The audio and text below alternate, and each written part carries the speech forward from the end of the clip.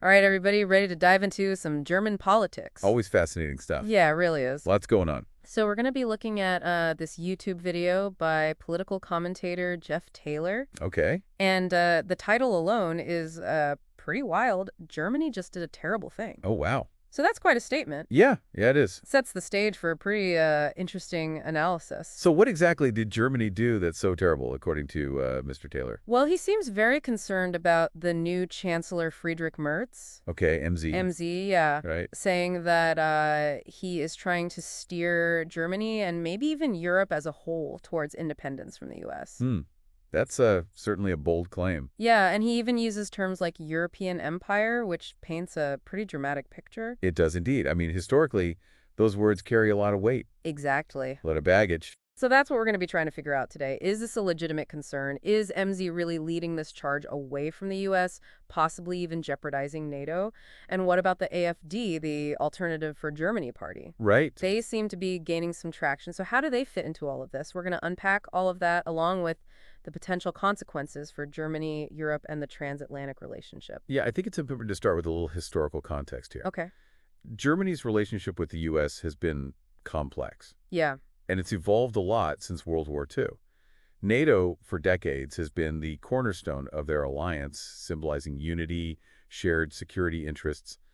But we have seen cracks start to emerge, right? Right. Disagreements on trade, defense spending, how to handle the conflict in Ukraine. Yeah, and it's interesting you bring up NATO because that is one of the big things that Taylor hones in on is MZ's vision for a European alliance, essentially a Europe that functions independently from the U.S.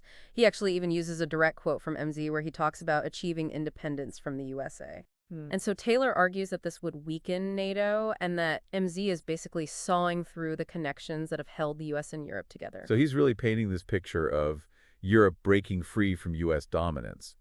But I think it's important to note that, first of all, the idea of a more unified and independent Europe, this isn't a brand new concept. Right. We've been having discussions about European integration, strategic autonomy for decades. And second, these global alliances, they're always changing.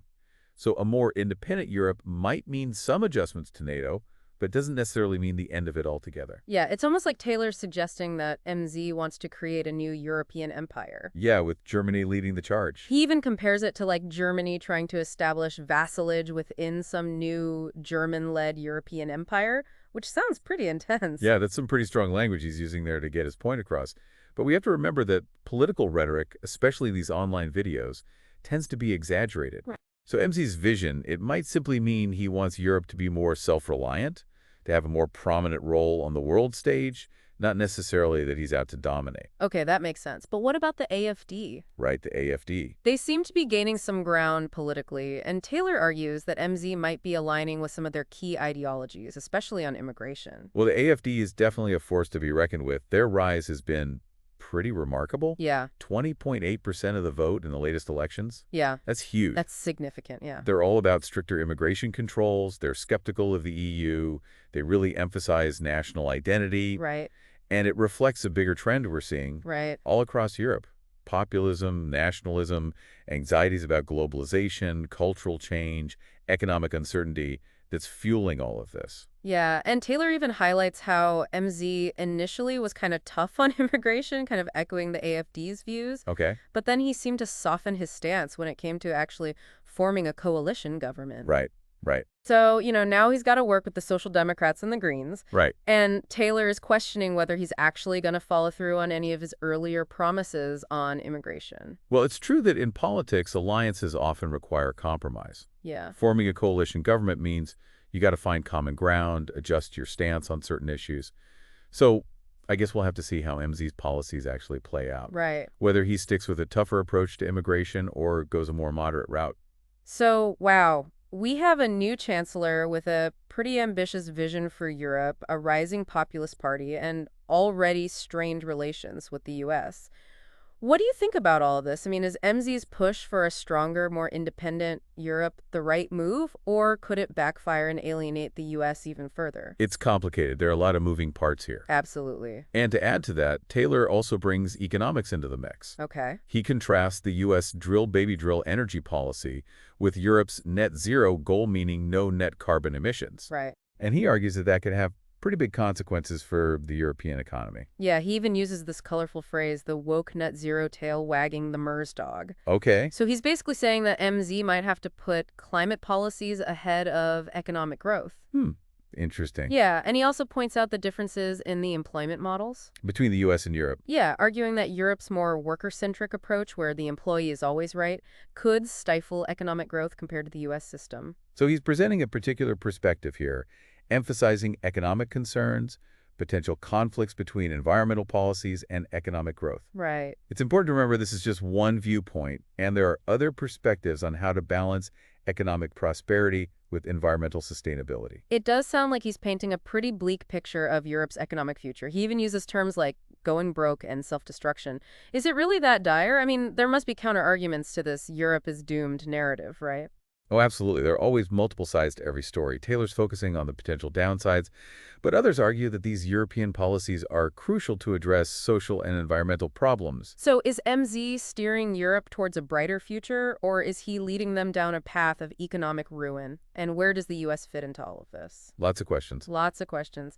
Let's jump into the next part of our deep dive and see what other insights we can uncover. But Taylor doesn't just talk about economics. He goes on to suggest that the U.S. might be losing one of its key allies in Europe. The UK. The UK, yeah. Hmm. He claims that Prime Minister Keir Starmer is clashing with President Trump over military funding for Ukraine. Right. The Ukraine conflict has definitely been a source of tension in U.S.-European relations. Yeah, different countries have different ideas about how much military aid to give Ukraine, and those differences can lead to some friction, for sure. Exactly. And Taylor even suggests that Trump might pressure Starmer to pick a side. Oh, wow. You know, either full support Ukraine or side with this emerging German-led European empire. Which he keeps bringing up. Yeah, he keeps going back to that, and he even mentions a couple of Molotov cocktails being thrown at the Russian consulate in Paris. Oh. Which kind of adds to this whole feeling of unease. Definitely those incidents in Paris highlight the tensions surrounding the Ukraine conflict. And it's worth remembering that the UK's relationship with the U.S. has always been a bit complicated. Even before Brexit, Right. there's a history of cooperation and competition between those two. So where does this leave the UK? Is it drifting away from the US and moving closer to the EU?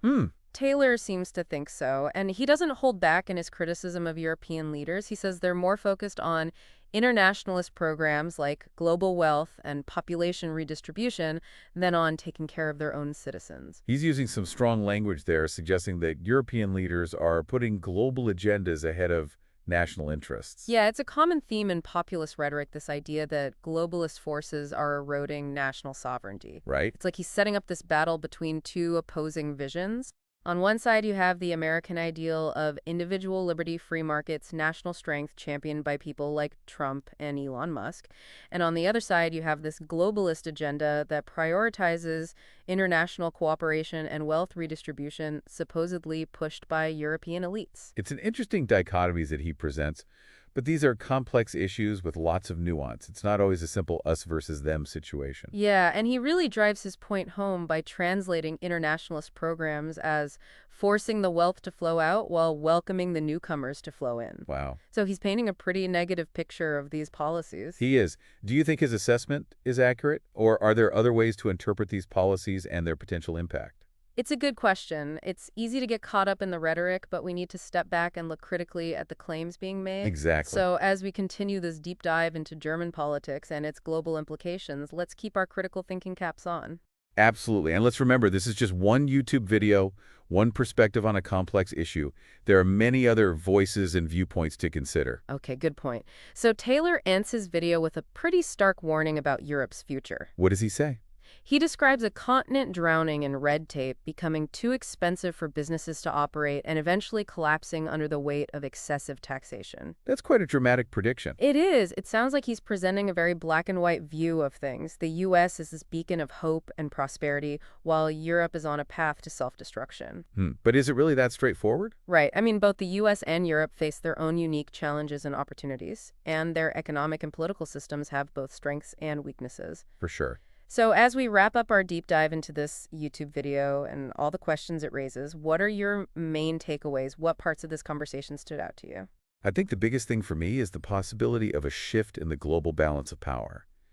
If MZ really does lead Europe down a more independent path, how will that affect the relationship between the U.S. and Europe? And the world as a whole? Exactly. It's like we started by looking at German politics, and now we're talking about the fate of the entire world. It's all connected, isn't it? Decisions made in Berlin, Washington, London, they all have consequences that ripple outwards, and the world feels like it's at a crossroads right now, facing so much uncertainty. So much change happening. A lot to process for sure, so much to think about regarding the future of Europe, the US, the global landscape. Absolutely. And that brings us to a final thought-provoking question.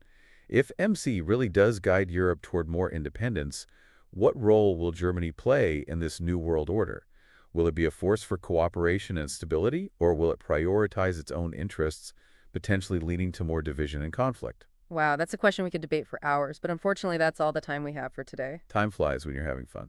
It really does. Thanks for joining us as we explored this complex and ever-changing world of German politics and its impact on the global stage. It's been a fascinating discussion. It has, and hopefully it's giving you some new insights and perspectives to consider. We always appreciate hearing from our listeners, so if you have any thoughts or questions about what we talked about today, please don't hesitate to share them with us. And until next time, keep exploring the topics that matter to you. And the world as a whole. Yeah. It's like we started by looking at German politics, and now we're talking about the fate of the whole world. Well, in a way, they are connected. Decisions made in Berlin, Washington, London, they all have ripple effects, you know. They could be felt globally. And right now, it feels like the world is at a crossroads. So much uncertainty, so much change. Yeah, definitely a lot to process, so much to think about when it comes to the future of Europe, the US, the whole global landscape. Absolutely. And that kind of brings us to a final thought-provoking question, you know. If MZ really does lead Europe down this more independent path, what role will Germany play in this new world order? Will it be a force for cooperation, stability, or will it just prioritize its own interests, maybe even leading to more divisions and conflict? Whoa, that's a question we could debate for hours, but unfortunately, we've reached the end of our deep dive for today. Time flies. It really does. Thanks for joining us as we explored this complex and ever-changing world of German politics and its impact on the global stage. It's been a fascinating conversation. It has, and hopefully it's given you some new insights, some new perspectives to consider. We always love hearing from our listeners, so if you have any thoughts or questions about what we covered today, please share them with us. And until next time, keep diving deep into the topics that matter most to you.